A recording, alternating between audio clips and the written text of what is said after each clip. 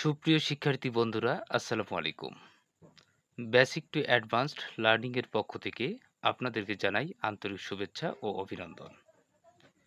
প্রিয় শিক্ষার্থী বন্ধুরা, আজকে আমাদের ক্লাসের আলোচনার বিষয়বস্তু হচ্ছে জ্যামিতির একটি গুরুত্বপূর্ণ শর্ত নিয়ে। তো শর্তটি হচ্ছে বৃত্তের কেন্দ্রস্থ কোণ বৃত্তস্থ কোণের দ্বিগুণ। আমরা বলতে পারি একই চাপের উপর অবস্থিত। চাপটা হতে হবে একই। তাহলে একই চাপের উপর অবস্থিত বৃত্তের কেন্দ্রস্থ কোণ বৃত্তস্থ কোণের দ্বিগুণ। তো চলুন কথা না বাড়িয়ে আমরা ভিডিওটা শুরু করি। তাহলে এই হচ্ছে ও কেন্দ্র বিশিষ্ট একটি বৃত্ত। এই বৃত্তের বিসি চাপের উপর দণ্ডায়মান।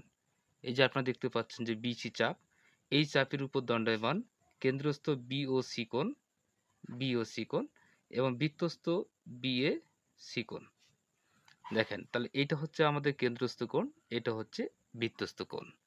তো আমাদের প্রমাণ করা লাগবে যে আমাদের যে কেন্দ্রস্থ কোণটি বিওসি, এই কোণটি হচ্ছে আমাদের 2BA সি কোণ, অর্থাৎ এই কেন্দ্রস্থ কোণটা হচ্ছে বৃত্তস্থ কোণের দ্বিগুণ। অথবা আমরা বলতে পারি বৃত্তস্থ কোণ কেন্দ্রস্থ কোণের অর্ধেক। তাহলে বিও সি কোণ সমান, এখানে লিখতে পারি বিএ সি কোণ সমান হাফ বিও সি কোণ, এটা বলা যায়। তাহলে আমাদের বেশ কয়েকটা বিষয়, এই শর্তটি সলভ করার জন্য আমাদের বেশ কয়েকটি বিষয় মনে রাখা জরুরি। একটি হচ্ছে যে একটা ত্রিভুজের বহিস্থ কোণ অন্তস্থ বিপরীত কোণদ্বয়ের সমষ্টির সমান। যেমন এখানে এই যে একটা ত্রিভুজ, এই ত্রিভুজটার যে বহিস্থ কোণ, এই ত্রিভুজটার বহিস্থ কোণ এই কোণটা, আর অন্তস্থ বিপরীত কোণ হচ্ছে এই কোণটা আর এই কোণটা। আমি এখানে দেখাচ্ছি যে আমি এটাকেই পাঠ করে নিয়েছি যে ও এ বি যে ত্রিভুজটা আছে বা বি ও এ যে ত্রিভুজটা রয়েছে, এই ত্রিভুজটার বহিস্থ কোণ হচ্ছে এটা। আর এর অন্তস্থ কোণ এটা হয় আবার এটা হয়, কিন্তু অন্তস্থ বিপরীত কোণ, এই কোণটার বিপরীত কোণ হচ্ছে এই যেটা, এই দুইটা কোণ অন্তস্থ বিপরীত কোণদ্বয়ের সমষ্টির সমান। তার মানে এখানে যে আমাদের বি ও ডি কোণটা হবে, সেই কোণটা হচ্ছে ও এ বি এবং ও বি এ কোণের সমষ্টির সমান। তো দেখেন, তাহলে আমরা লিখতে পারি ত্রিভুজ, ওকে, ত্রিভুজ বি ও এ হতে পাই, লিখলাম ত্রিভুজ বি ও এ হতে পাই। হ্যাঁ, লেখার পর দেখেন যে বি ও ডি কোণ সমান, আমরা লিখতে এই যে বহিস্থ কোণটা অন্তস্থ বিপরীত কোণদ্বয়ের সমষ্টির সমান, আমরা লিখতে পারি ও এ বি কোণ প্লাস ও বি এ কোণ। ওকে, তো দেখেন এই যে আমাদের বহিস্থ কোণটা অন্তস্থ বিপরীত কোণ দুটির সমষ্টির সমান। এখন দেখেন যে এই জায়গাতে একটি কাজ করা লাগবে। সেই কাজটা হচ্ছে কি, যে আপনারা দেখেন যে ও এ এবং ও বি কিন্তু সমান, কারণ এই দুটো হচ্ছে একই বৃত্তের ব্যাসার্ধ।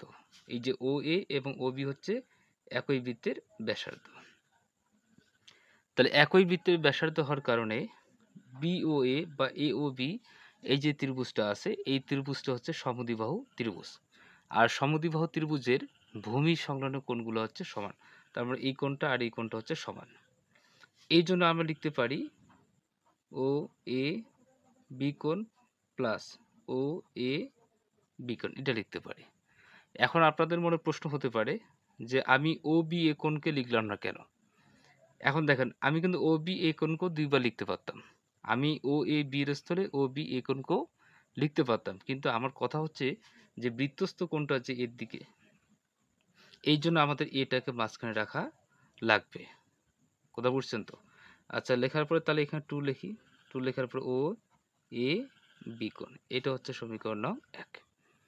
আমি সমীকরণ নং 1 দিলাম। আচ্ছা, এরপর লেখার পরে অনুরূপভাবে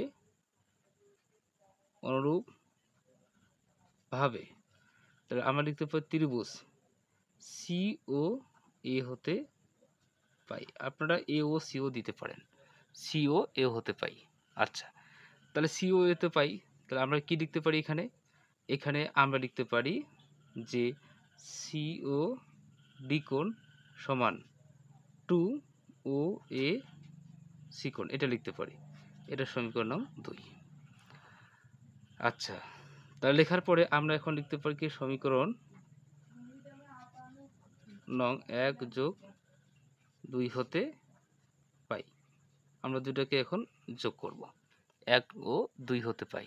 আচ্ছা, তাহলে 1 এবং 2কে এখন আমরা যোগ করব। তো দেখেন বাম দিকের সাথে বাম দিককে আপনারা যোগ করবেন। তাহলে বিও ডি কোণ প্লাস সিও ডি কোণ সমান ডান দিকের সাথে ডান দিক, তাহলে 2 ও এ বি কোণ প্লাস 2 ও এ সি কোণ লিখতে পারেন। লেখার পরে বা লিখতে পারেন। তাহলে দেখেন বি ও ডি কোণ এই কোণটা, আবার সি ও ডি কোণ এই কোণটা, দুইটা মিলে হচ্ছে বি ও সি কোণ। তাহলে কেন্দ্রস্থ কোণ আমরা পাচ্ছি। আচ্ছা, লেখার পরে সমান 2টাকে আপনারা কমন নিতে পারেন। তাহলে ও এ বি কোণ ও এ সি কোণ এই 2টাকে আমরা কমন নিলাম। আচ্ছা, লেখার পর কি লেখা যায় 2। তাহলে ও এ বি কোণ আর ও এ সি কোণ দুইটা মিলে হচ্ছে আমাদের বি এ সি কোণ। তাহলে বি এ সি কোণ, অতএব আমরা লিখতে পারি বি ও সি কোণ সমান 2 বি এ সি কোণ। আর এই বি এ সি কোণটা হচ্ছে বৃত্তস্থ কোণ, আর বি ও সি কোণটা হচ্ছে আমাদের কেন্দ্রস্থ কোণ।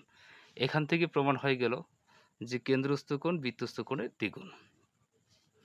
সুপ্রিয় শিক্ষার্থী বন্ধুরা, যদি ভিডিওটি আপনাদের সামান্যতম উপকারে আসে তাহলে অবশ্যই চ্যানেলটি সাবস্ক্রাইব করে পাশে থাকবেন পরবর্তী ভিডিও পাওয়ার জন্য। আপনাদের অসংখ্য ধন্যবাদ। আসসালামু আলাইকুম।